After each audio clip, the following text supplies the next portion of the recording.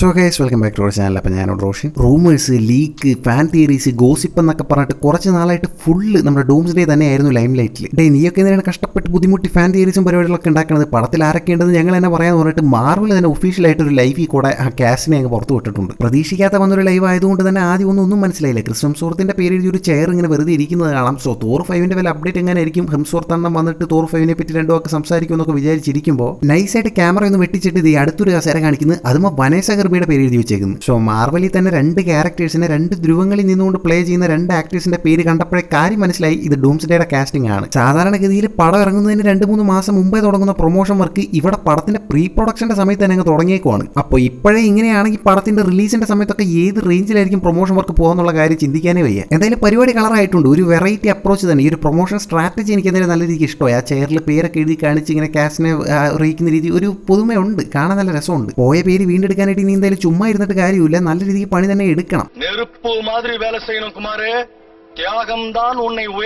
So 27 പേരടങ്ങുന്ന ഒരു promotion video ആണ് അവർ പുറത്ത് വിട്ടിട്ടുള്ളത്. ആൻഡ് ഇതിനേക്കാൾ കൂടുതൽ ആൾക്കാരുണ്ട്, ഇനിയും ആൾക്കാർ വരാനുണ്ട്. ആൻഡ് ഒരുപാട് സർപ്രൈസിംഗ് ആയിട്ടുള്ള ആൾക്കാരുടെ പേര് ഇതിൽ കണ്ടായിരുന്നു. അപ്പോൾ ഒരു സൈഡിൽ നിന്ന് നമുക്ക് അങ്ങ് തുടങ്ങിക്കളയാം. ലിസ്റ്റിൽ എനിക്ക് ഏറ്റവും കൂടുതൽ എക്സൈറ്റ്മെന്റ് തന്ന പേര് മറ്റാരുടെയും അല്ല, നമ്മുടെ ലോക്കി ടോം ഹിഡിൽസ്റ്റന്റെ തന്നെയാണ്. അല്ലെങ്കിൽ ക്രിസ് ഹെംസ്വർത്ത് റിട്ടേൺ ആകുമ്പോൾ അണ്ണൻ റിട്ടേൺ ആകുമ്പോൾ തമ്പിക്കും വരാതിരിക്കാൻ പറ്റത്തില്ലല്ലോ. ഓൾറെഡി നമ്മൾ ഒരുപാട് വീഡിയോസിലായിട്ട് പറഞ്ഞു ലോക്കി ഈ ഒരു ഡൂംസ്ഡേ എന്ന് പറഞ്ഞിട്ടുള്ള പടത്തിൽ പ്ലേ ചെയ്യാൻ പോകുന്ന ക്യാരക്ടറിന്റെ ഒരു വൈറ്റൽ ആയിട്ടുള്ള ഇമ്പോർട്ടൻസിനെ കുറിച്ചൊക്കെ. ഇൻഫിനിറ്റി വാറിലെ ഇൻഫിനിറ്റി സ്റ്റോൺസിന്റെ കൂട്ടായിരിക്കും ഇവിടെ ലോക്കിനെ പ്രസന്റ് ചെയ്യാനായിട്ട് പോകുന്നത്. ഒരു സൈഡിൽ ഡൂമിന്റെ കീഴിലുള്ള ആർമിയും മറ്റേ സൈഡിൽ അവഞ്ചേഴ്സും ഒരുമിച്ച് ഒരേ സമയം നമ്മുടെ ലോക്കിയുടെ അടുത്തേക്ക് എത്താനുള്ള ഒരു ഹണ്ട് ഫോർ ലോക്കി എന്ന രീതിക്കായിരിക്കും ഡൂംസ്ഡേ പോവുക എന്നുള്ള രീതിക്കുള്ള റിപ്പോർട്ടൊക്കെയാണ് വരുന്നത്. സോ അതിൽ നിന്ന് തന്നെ മനസ്സിലാക്കാമല്ലോ ലോക്കി എന്ന് പറഞ്ഞിട്ടുള്ള ക്യാരക്ടർ എത്രമാത്രം ഇമ്പോർട്ടന്റ് ആണ് എന്നുള്ളൊരു കാര്യം. ഞാൻ അതിനേക്കാൾ കൂടുതൽ എക്സൈറ്റഡ് ആയിട്ട് ഇരിക്കുന്ന വേറെ ഒന്നിനുമല്ല, ഈ തോറിന്റെ ലോക്കിയുടെ ആ ഒരു വീണ്ടും ഉള്ള ഒരു സംഗമത്തിന് വേണ്ടിയിട്ടാണ്. ഓൾറെഡി എല്ലാം കൊണ്ട് നഷ്ടപ്പെട്ട് കുത്തുവാള എടുത്ത് നിൽക്കുന്ന തോറിന് തന്റെ സഹോദരൻ മരിച്ചിട്ടില്ല എന്നറിയുമ്പോൾ ആ ഒരു മൊമെന്റ് എത്രമാത്രം ഇമോഷണൽ ആയിരിക്കും എന്നുള്ള കാര്യം ആലോചിക്കുമ്പോൾ തന്നെ ഒരു എക്സൈറ്റ്മെന്റ് ആണ്. മൾട്ടിവേഴ്സിന്റെ വല്യപ്പനായിട്ട് ഇരിക്കുന്നു എന്നുള്ളത് കൊണ്ട് തന്നെ ലോക്കിക്ക് തോറിനെ കുറിച്ച് എന്തെങ്കിലും കൃത്യമായിട്ട് അറിയാനായിട്ട് പറ്റുമായിരിക്കും. ബട്ട് തോറിന് ലോക്കിയെ കുറിച്ച് അറിയാനായിട്ട് പറ്റത്തില്ല.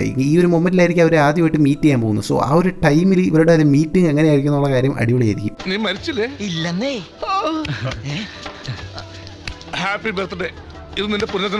അവിടെ നിന്ന് അങ്ങനെ നോക്കിക്കഴിഞ്ഞാൽ ഫണ്ടാസ്റ്റിക് ഫോറിലെ എല്ലാ ക്യാരക്ടേഴ്സിനും അനൗൺസ് ചെയ്തിട്ടുണ്ട്. ആൻഡ് പെഡ്രോ പാസ്കലിന്റെ തൊട്ടപ്പുറത്തായിട്ടാണ് നമ്മുടെ റോബർട്ട് ഡൗണി ജൂനിയർ ഇരിക്കുന്നതായിട്ട് കാണിച്ചിട്ടുള്ളത്. അറിയാലോ, പെഡ്രോ പാസ്കൽ പ്ലേ ചെയ്യുന്ന റീഡ് റിച്ചാർഡ്സിന്റെ ഒരു ആർച്ച് എനിമി തന്നെയാണ് നമ്മുടെ റോബർട്ട് ഡൗണി ജൂനിയറിന്റെ ഡോക്ടർ ഡൂമായിട്ട് വരാൻ പോകുന്നത്. സോ രണ്ടുപേരും തമ്മിലുള്ള ഒരു കിടിലം ഫേസ് ഓഫിനെ ഇവിടെ തന്നെ അങ്ങ് ടീസ് ചെയ്ത് വെച്ചിട്ടുണ്ട്. So Pedro Pascal versus Robert Downey junior, ആ ഒരു ഫേസ് ഓഫ് ചുമ്മാ തീയായിരിക്കും. പറയുമ്പോൾ തന്നെ ആ ഒരു ഗെത്ത് കിട്ടുന്നുണ്ട്. രണ്ട് കിടിലൻ ആക്ടേഴ്സ് തമ്മിലുള്ള ഒരു ഫേസ് ഓഫ് കൂടെ ആയിരിക്കും നമ്മൾ കാണാനായിട്ട് പോകുന്നത്. അവിടെ നിന്ന് നോക്കിക്കഴിഞ്ഞാൽ നമ്മുടെ ആന്റണി മാക്കിനെ കൺഫേം ചെയ്തിട്ടുണ്ട്. നമ്മുടെ പുതിയ ക്യാപ്റ്റൻ അമേരിക്ക പുള്ളിയുടെ കൂടെ തന്നെ അങ്ങ് ചേർത്ത് വെച്ചിട്ടുണ്ട് ഡാനി റാമറസ്. മനസ്സിലായി കാണും, ബ്രേവ് ന്യൂ വേൾഡിൽ നമ്മൾ കണ്ടിട്ടുണ്ടായിരുന്നു ഫാൽക്കൺ ക്യാപ്റ്റൻ അമേരിക്കയുടെ പോസ്റ്റിലോട്ട് പ്രൊമോട്ട് ആയത്. സോ ആ ഒരു പോസ്റ്റ് ഇപ്പോൾ ഒഴിഞ്ഞെടുക്കണം, ഫാൽക്കന്റെ പോസ്റ്റ്. സോ ആ പോസ്റ്റിലോട്ട് വന്ന പുള്ളിയാണ് ഈ ഡാനി റാമറസ്. ഒപ്പം തന്നെ നമ്മുടെ സെബാസ്റ്റ്യൻ സ്റ്റാൻ, അതായത് നമ്മുടെ ബക്കിയും കൺഫേം ചെയ്തിട്ടുണ്ട്. സോ ഇവർ മൂന്നുപേരും മിക്കവാറും ഒരു ടീമായിട്ട് നിൽക്കാനായിരിക്കും സാധ്യത. ഓൾറെഡി ഡൂംസ്ഡേയിൽ ഓരോ സൂപ്പർ ഹീറോസ് വേറെ വേറെ ടീമുകളായിട്ട് ഫോം ചെയ്യുന്ന രീതിയിലായിരിക്കും പോകുക. സോ ഇവർ മൂന്നുപേരായിരിക്കും ഈ ഒരു ടീമിൽ ഉണ്ടാവാനായിട്ട് പോകുന്നത്. ആൻഡ് സെബാസ്റ്റ്യൻ സ്റ്റാൻ, അതായത് നമ്മുടെ ബക്കിയുടെ കൂടെ തന്നെ മിക്കവാറും തണ്ടർ ബോൾട്സും വരാനായിട്ട് സാധ്യതയുണ്ട്. കാരണം ഓൾറെഡി നമ്മൾ ട്രെയിലറിലൊക്കെ തണ്ടർ ബോൾസിന്റെ ട്രെയിലറൊക്കെ കണ്ടതാണ്. ഈ ബക്കി എന്ന് പറഞ്ഞ ക്യാരക്ടർ നമ്മുടെ ഈ തണ്ടർ ബോൾസിന് തന്നെ ഒരു മെന്ററായിട്ട് വരുന്ന രീതിയിലൊക്കെ കാര്യം. തണ്ടർ ബോൾസിലെ എല്ലാ ആക്ടേഴ്സിനും കൺഫേം ചെയ്ത പരിപാടിയൊക്കെ കൊള്ളായിരുന്നു. പക്ഷേ ചെറിയൊരു പ്രശ്നം പറ്റിയത് എന്താണെന്ന് വെച്ച് കഴിഞ്ഞാൽ ഓൾറെഡി തണ്ടർ ബോൾസ് പടം ഇറങ്ങാനിരിക്കെ എല്ലാവരും ഒരു സൂയിസൈഡ് സ്ക്വാഡ് വൈബിലായിരുന്നു ആ പടം കാണാൻ വേണ്ടി ഇരുന്നത്. സൂയിസൈഡ് സ്ക്വാഡ് വൈബ് എന്ന് വെച്ചാൽ വേറെ ഒന്നുമല്ല,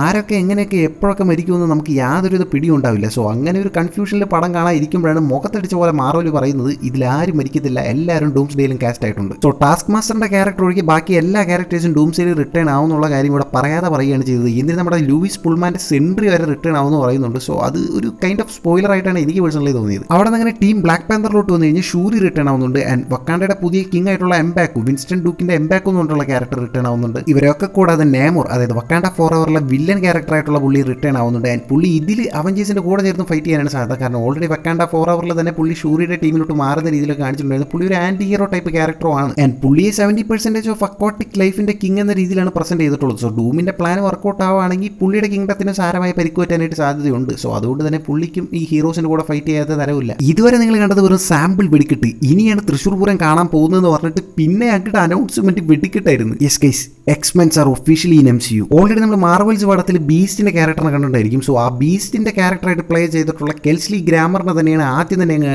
ഫിക്സ് ആക്കിയത്. നെക്സ്റ്റ് ചെയറാണ് നമ്മൾ എല്ലാവരും ഞെട്ടിച്ചത്. നമ്മുടെ വാത്യാരി പ്രൊഫസർ പാട്രിക് സ്റ്റോവാർട്ടിനെ തന്നെ കൺഫേം ചെയ്തിട്ടുണ്ട്. ഓൾറെഡി മൾട്ടിവേഴ്സ് ഓഫ് മാഡ്നസിൽ വേണ്ട ചേച്ചി വന്നിട്ട് പുള്ളിയുടെ പെടലെ അങ്ങ് തിരിച്ചു വിട്ടതാണ്. ഇനിയിപ്പോൾ ഏത് യൂണിവേഴ്സിൽ നിന്നാണോ പുള്ളി എഴുന്നള്ളാൻ പോകുന്നതെന്ന് ചിന്തിച്ചുകൊണ്ടിരിക്കുമ്പോൾ തന്നെ ഇയാൻ മെക്കല്ലന്റെ മാഗ്നെറ്റോയും അനൗൺസ് ചെയ്തേക്കുന്നത്. അവിടെ നിന്ന് അങ്ങനെ അലൻ കമ്മിങ്ങിന്റെ നൈറ്റ് ക്രോളർ, റെബേക്കയുടെ മിസ്റ്റിക്, ജെയിംസ് മാസ്ഡന്റെ സൈക്ലോപ്സ്, എന്തിന് നമ്മുടെ ഗാംബിറ്റ്, നമ്മുടെ ചാനിക് ടാറ്റമിന്റെ ഗാംബിറ്റിനെ വരെ അനൗൺസ് ചെയ്തിട്ടുണ്ട്. മൊത്തം ഓജി എക്സ്മാൻ ടീമിനെ തന്നെ ഇറക്കി വിട്ടിട്ടുണ്ട്. എന്നാലും എക്സ്മാൻ ടീമിലെ എല്ലാവരും അനൗൺസ് ചെയ്തപ്പോഴും നമ്മൾ കണ്ടുനിന്നിട്ട് നോക്കിയിരുന്നത് വേറെ ആരുമല്ല, നമ്മുടെ OG red and blue, Deadpool and Wolverine. മാർവലിൽ പൊട്ടി കുത്തുവാളെടുക്കുന്ന സമയത്ത് പോലും നിങ്ങൾക്ക് ജീവശ്വാസം തന്നത് ആ രണ്ട് മുതലുകളാണ്. അവന്മാരെ തിരിച്ചു കൊണ്ടുവന്നില്ലെങ്കിൽ അതൊരു മോശമായിട്ടുള്ള ഒരു പരിപാടിയായിരിക്കും. മാത്രമല്ല ഡെഡ്പൂളും വോൾവറിനും ടിവിയുമായിട്ട് ഇപ്പം നല്ല രീതിക്ക് കണക്റ്റഡ് ആയിട്ടുള്ള രണ്ട് ക്യാരക്ടേഴ്സുമാണ്. സോ അവരെ കൊണ്ടുവരാതിരിക്കാൻ തരവില്ല, വരുമായിരിക്കും. ഇതിനിടയ്ക്ക് ഒരു ചെറിയ ആളെ പറയാൻ വിട്ടു, ഈ നമ്മുടെ പോൾ റെഡിന്റെ ആൻഡ്മാന്റെ ക്യാരക്ടർ. പുള്ളിയുടെ ക്യാരക്ടറിനെ കാണിച്ച് തന്നെ നൈസ് ആയിരുന്നു. ആ ചെയർ ഭയങ്കര ചെറുതാക്കി കാണിച്ചുകൊണ്ട് നല്ലൊരു ടച്ച് ആയിരുന്നു അത്. ഞെട്ടിക്കുന്ന രീതിയിൽ ഒരുപാട് അനൗൺസ്മെന്റും പരിപാടികളൊക്കെ ഉണ്ടായെങ്കിൽ കൂടി നമ്മൾ പ്രതീക്ഷിച്ച ഒരുപാട് പേരുടെ പേര് ഇതിൽ കണ്ടില്ല. ടോം ഹോളണ്ടിന്റെ സ്പൈഡർമാനെ കണ്ടില്ല. അത് മിക്കവാറും സോണി ഇടയ്ക്ക് എന്തെങ്കിലും കുത്തിതിരിപ്പ് ഉണ്ടാക്കിയിട്ടായിരിക്കാം. ക്രിസ് പ്രാറ്റിന്റെ സ്റ്റാർ ലോഡിനെ കണ്ടില്ല. ആൻഡ് എന്തിന് നമ്മുടെ ഡോക്ടർ സ്ട്രേഞ്ചിനെ പോലും കണ്ടില്ല. ബെനഡിക്ട് കംബർബാച്ച് ഓൾറെഡി പറഞ്ഞിട്ടുണ്ടായിരുന്നു ഡോക്ടർ സ്ട്രേഞ്ച് ഡൂംസ്ഡേയിൽ ഉണ്ടാവില്ല, സീക്രട്ട് വാർഡ്സിലായിരിക്കും നേരിട്ട് വരാനുള്ള കാര്യം. ബട്ട് ഡൂംസ്ഡേയിൽ ഡോക്ടർ സ്ട്രേഞ്ച് ഇല്ലാതെ വരാനുള്ള ചാൻസ് ഭയങ്കര കുറവാണ്. മൾട്ടിവേഴ്സ് രീതിയിലൊരു കളിയൊക്കെ നടക്കുമ്പോൾ അതിൽ ഡോക്ടർ സ്ട്രേഞ്ച് ഇൻവോൾവ് ആവാതിരിക്കുന്നത് എങ്ങനെ? ആൻഡ് മൾട്ടിവേഴ്സ് ട്രാവൽ പോസിബിൾ ആക്കുന്ന ഒരു ക്യാരക്ടർ എന്ന് പറഞ്ഞിട്ട് അമേരിക്ക ചാവസ് എന്ന് പറഞ്ഞിട്ടുള്ള ഒരു ക്യാരക്ടറിനെ മൾട്ടിവേഴ്സ് ഓഫ് മാഡ്നസിൽ ഇൻട്രോഡ്യൂസ് ചെയ്തിട്ടുണ്ടായിരുന്നു. പുള്ളിക്കാരെയും കാണിച്ചില്ല. പുള്ളിക്കാരിയെ മാത്രമല്ല, പുള്ളിക്കാരെ അടങ്ങുന്ന ആ ഒരു യങ് അവഞ്ചേഴ്സ് ടീമിൽ ആരെയും കാണിച്ചില്ല. കാശി ലാങ്ങിനെ ആയാലും കമല ഖാനെ ആയാലും ആരെയും കാണിച്ചില്ല. പക്ഷെ പേടിക്കേണ്ട, ഒന്നും അവസാനിച്ചിട്ടില്ല. നമ്മുടെ റോബർട്ട് ഡൗണി ജൂനിയർ ഇതൊരു ബ്രഹ്മാണ്ഡ കാസ്റ്റിംഗ് ആണല്ലോ എന്ന് പറഞ്ഞിട്ടൊരു കമന്റ് ഇട്ടിട്ടുണ്ടായിരുന്നു. സോ ആ കമന്റിന് റിപ്ലൈ ആയിട്ട് മാറൽ തന്നെ പറഞ്ഞിട്ടുണ്ട്